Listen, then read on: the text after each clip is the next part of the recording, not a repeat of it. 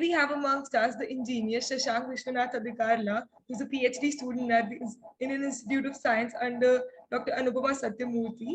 They completed their bachelors in biotechnology from the Netaji Subhash Institute of Technology, and then they, truly fascinated by neurodegenerative disorders, they completed their bachelor's thesis at the IGIB under Dr. Beena Pillai. So welcome Shashank, and like the floor is all yours.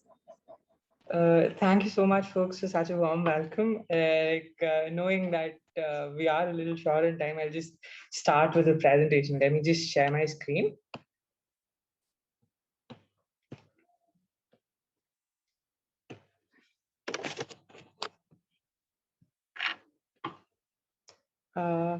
Is my screen visible?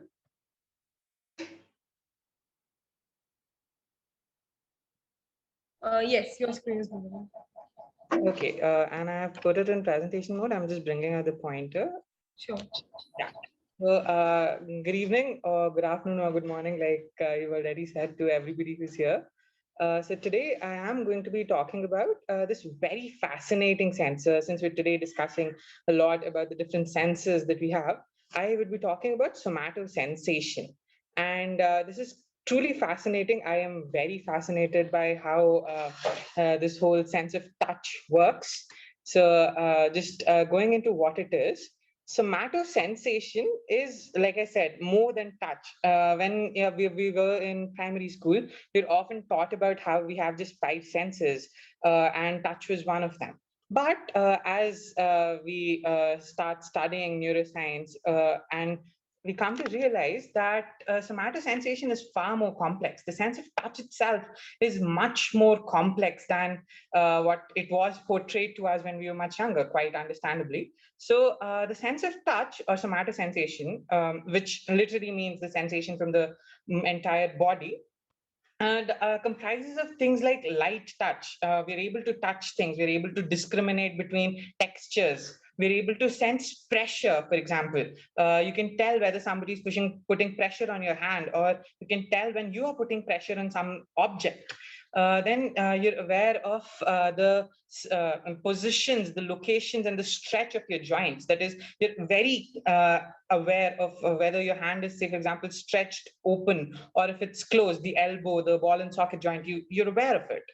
Then you have the ability to sense how much load your muscles are taking. So, for example, if you lift your bag versus if you don't lift your bag while going to school, you're able to tell the difference. And that is also a part of somatosensation. You're able to discriminate between temperatures, and not just very different temperatures. You're able to tell whether something is mildly hot or mildly cool, and that is quite interesting.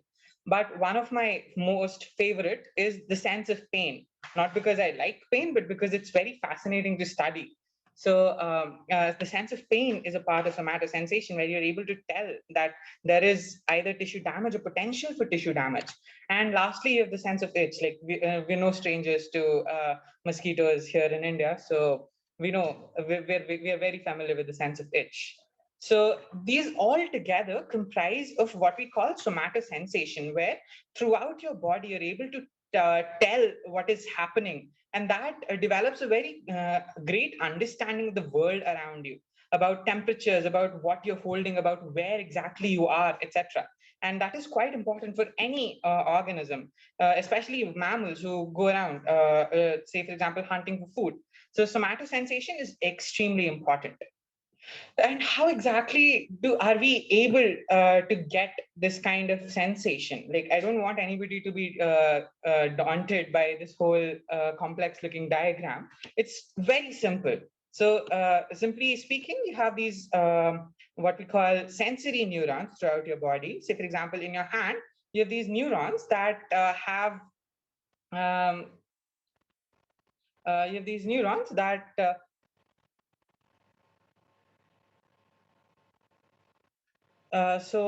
you have these neurons that that are present there, that have their nerve endings there, for example. So whenever there is a stimulus, these neurons get activated, and they essentially holler at their other partners inside the spinal cord. So for example, if somebody gets touched by a feather or somebody gets hit by a nail, for example, these neurons are going to get activated and they're going to send signals to their partners within the spinal cord, telling them that, hey, we sense something, that there is something that has happened. There is some change that has occurred. And these neurons within the spinal cord are then going to relay all of that information up to the brain. And that is a very simple circuit that exists over here. So that is how almost every sense works. That is, you have these sensory neurons that tell that pick up on certain changes, and that signal is sent over to the spinal cord, and the spinal cord relays it up to the brain. It is like there are a lot of other intricacies, but since we're just generally talking about this, this much is this is quite interesting that way. So just talking about the various different parts of somatosensation, like I said, we're able to sense very fine touch. Say, for example, there are people who read Braille, or people who just simply, say, for example, get greeting cards that have these glitter surfaces, etc. You're able to tell the difference between the various surfaces. You can see that the glossy surface is quite smooth, while the surface that has, say, for example, glitter or indentations on it is quite rough. If you, say, for example, touch a rock, you're able to tell whether the rock is smooth or rock is rough.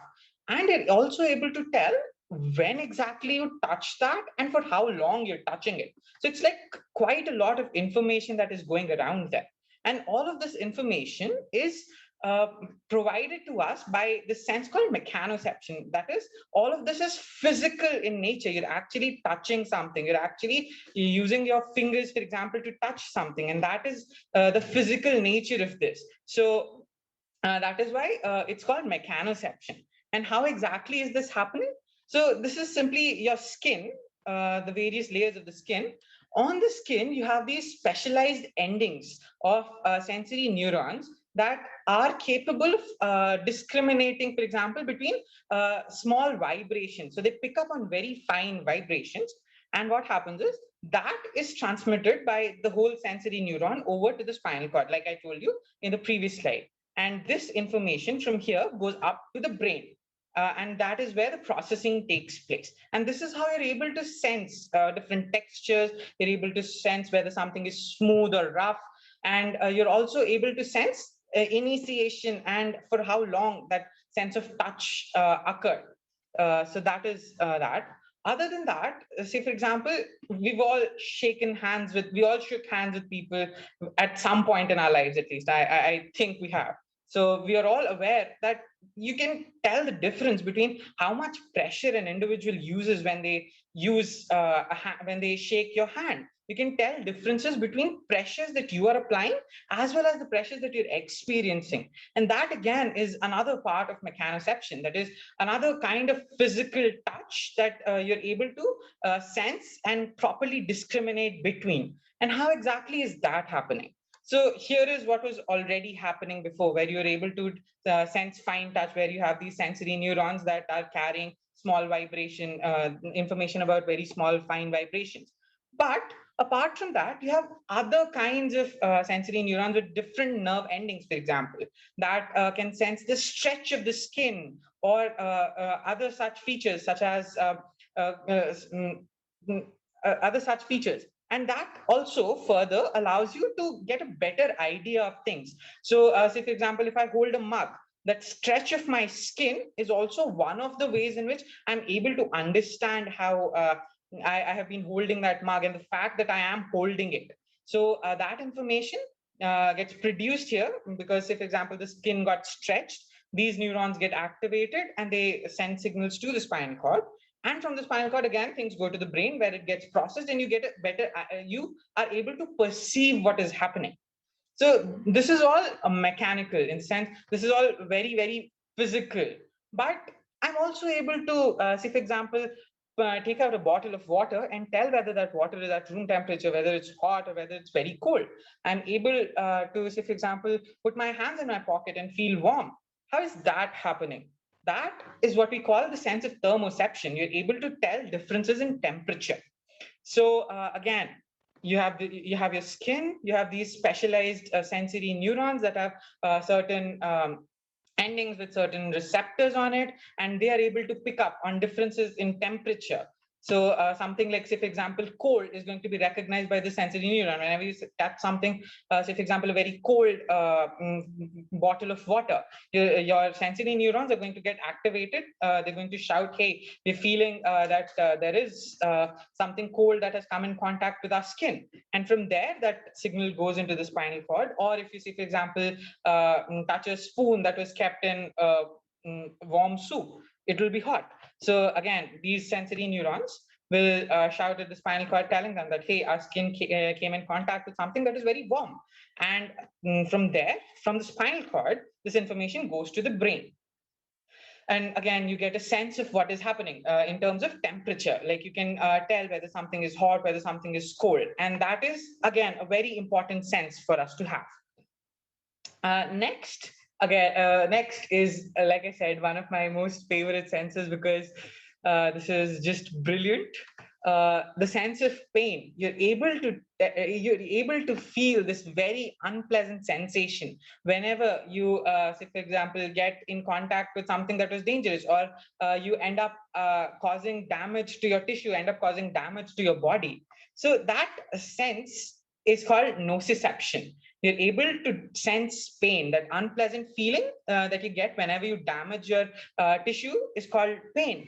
And it is a very important sensation. I know it feels like a pain, but that is quite important for us, because that is what allows us to that is what that's our bodies telling us that, hold on, you've damaged yourself, you've caused some harm to yourself, and now it is time to not do something that you did before that led to this situation, or you have to take time to allow for your body to heal.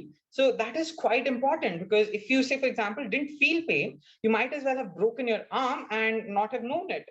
And that is quite a bit of problem, because tissue damage can further cause other downstream problems. For example, if you get a cut and you never know that you got a cut, you might not even pay any attention to it. You might end up getting you might end up bleeding out, or you might end up getting an infection, which is bad. So the sense of pain is very important. And how does that happen? Again, a very similar mechanism, where you have these sensory neurons in your skin. These neurons, whenever you come into contact with something that is noxious, that is harmful to your body, they start screaming. They shout at the spinal cord neurons, telling them, hey, we sense something that is dangerous. And two things happen. One is things go up your brain for processing. But there's another thing that happens, which is called the reflex action. And I'm sure we've all heard about reflex actions, where whenever you come into contact with something that is dangerous for us, you automatically, say, for example, withdraw your hand when you touch a very hot skillet. Why does that happen? Because you do not have time to process, okay, I am touching something that is very hot and I think I should remove my hand. That is a purely spinal reflex. Why? Because you require a very fast reaction. So here in this particular case, what is happening is you sense something that is dangerous, and some amount of information goes up the brain, but the spinal cord also takes action, where it quickly causes what is called a reflex action, where you withdraw your hand, for example, from the hot pan that you're touching, because it is dangerous for your body. Burns are bad. So this is how nociception works. And finally, you have the sense of pain. Say, for example, wearing a fabric that doesn't suit your skin, or getting bit by a mosquito, which releases certain chemicals that cause irritation to your skin. That is our ability to sense itch. And again, a very similar mechanism takes place, where certain neurons get activated. They send signals to the spinal cord, and from the spinal cord, things go up the brain. So just a very quick sorry. So lastly, again, a very, very important sense that we have, which often gets overlooked, because we are quite happy ignoring such important phenomena. So whenever you go out for playing in the ground, for example, playing football, you don't really, when you kick the ball, you're able to kick it. And the fact that you're able to kick it is quite fascinating in itself, but you're able to kick the ball without actually having to look at where your legs are. And that is even more fascinating, because your body just knows where the appendages are. Your body is aware of where different parts of itself are. You just know. You do when, for example, you're typing very quickly for an assignment that is about that is a bit late. When you're typing on, you don't actually have to look at the keyboard, not just because you know where the keys are, but also because you know where your fingers are. So this sense of your body knowing where exactly all of its parts are is called proprioception. That is, you're able to tell where your joints are, for example, how they're stretched. You're able to tell how your muscles are carrying how much weight. You're able to tell what the tension on your various tendons is. And all of that sensation is also quite important because you need to know where your body is without actually looking at where your body is. That allows us to make much faster motor movements. That allows us to have a better idea of where exactly things are and how exactly things, especially within our body, are. And proprioception again is transmitted in the same manner. You have sensory neurons that go from, say, specialized organs called muscle spindles, for example, that take signals from there, send it to the spinal cord, and it gets processed by the brain. So, in a recap, say for example, if you hold something like a very cold soda can, a lot of things are happening simultaneously. A, proprioception, you know where your hand is, you know where your fingers are, you know how they're curled, you know at what angle relative to your body the hand is, etc. So that is proprioception. Then you're able to sense that the can is okay, very cold. So that is thermoception. You're able to tell, yeah, this can is much cooler than my own body's temperature. Then you have nociception. So something that is very cold can also cause tissue damage. So if you say pick up a very cold can of soda, for example, that could cause tissue damage. So nociceptors might get activated. Then you have mechanoreceptors that are telling you how your skin is stretched, how your fingers are curling around the can of soda. They're telling you exactly how the texture of the soda can is. You can tell that the soda can is quite smooth, but you can also tell that the soda can is quite sticky.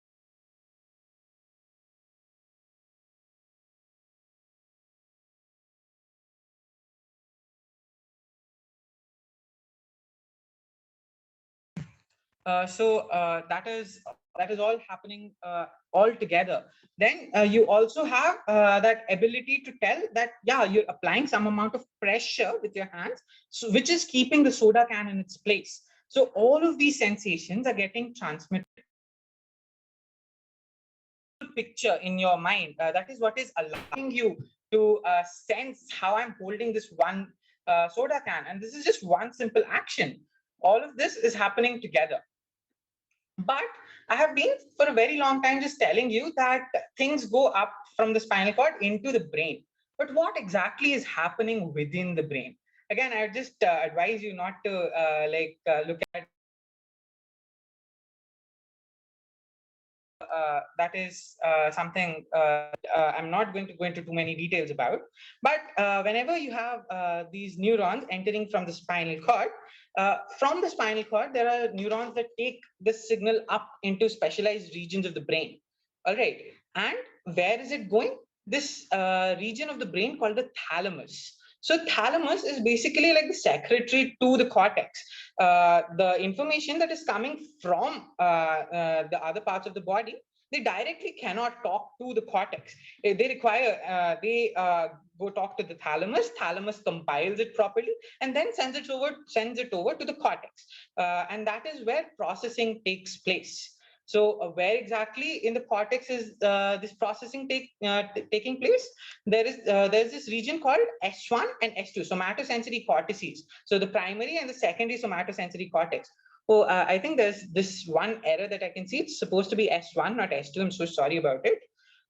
So this is what is happening over here.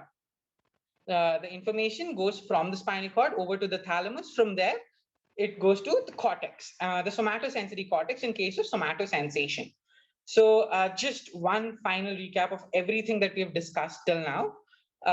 We have we have these specialized nerve endings in our skin that whenever they detect any change happening on the surface of the skin, for example, they send signals over to the spinal cord. From there, neurons in the spinal cord pick up that signal and send it over to the structure called the thalamus. Once this reaches the thalamus meticulously compiles it and sends it over to the cortex. And that is where your sense of that perception that you have of you touching something, that this is where it gets developed. This is how everything works when it comes to somatosensation. Yeah, there are obviously many more nuances to it. There are more regions of the brain that participate in that particular sensation. But but this in itself is quite a beautiful picture, and this is something that I'm really fascinated by. So this is all that I have today.